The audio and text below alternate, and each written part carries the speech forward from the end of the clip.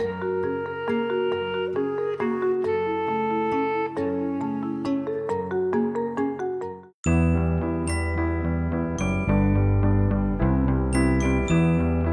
1980, à la tribune de l'UNESCO, Jean-Paul II prononce un discours mémorable sur la culture et l'éducation. Ce pape admiré, pasteur de l'Église universelle, est une personnalité interculturelle. Polonais de père autrichien, il consacre sa thèse en latin à un saint espagnol sous la direction d'un maître français. 30 ans après, des personnalités variées reviennent sur cet héritage et tentent de montrer l'actualité de sa pensée.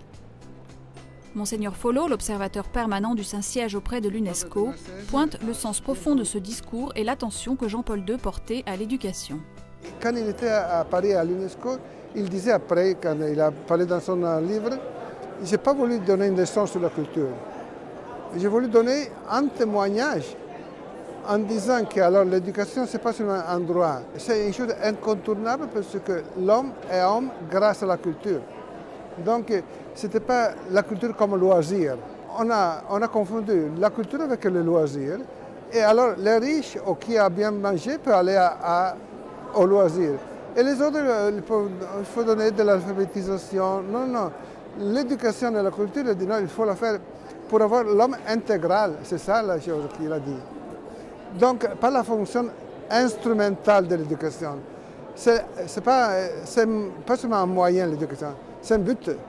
Pour Fabrice Adjadj, à travers un mot aussi utilisé et usé que culture, Jean-Paul II cherchait surtout à développer une autre idée de l'homme.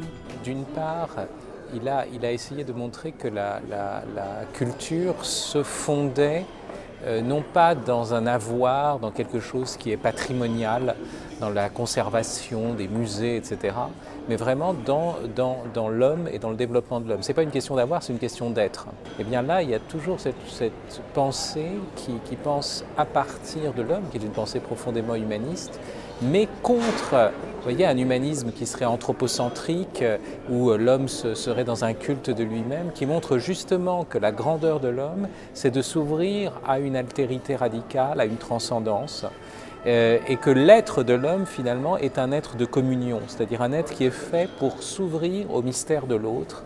Je pense qu'une des choses tout à fait remarquables, 32 ans après, c'est qu'un point d'interrogation se dresse sur la question du logiciel humaniste. A-t-il encore cours ?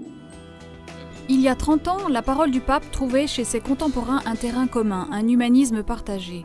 Aujourd'hui, les repères sont brouillés et un fossé se creuse entre une approche libérale de la culture et la vision chrétienne de l'homme.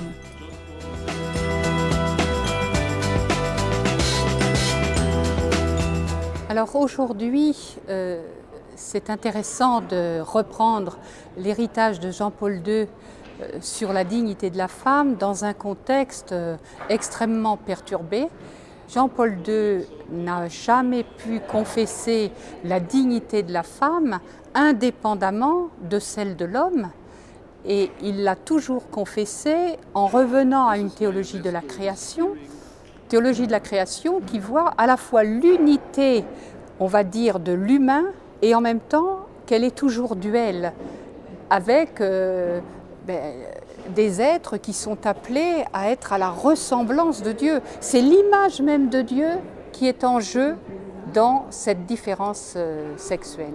Je crois que nous pouvons ensuite retrouver cette source, que nous ne sommes pas là pour être en conflit, les hommes contre les femmes contre les hommes, mais que nous sommes appelés à une vie qui est celle du Christ.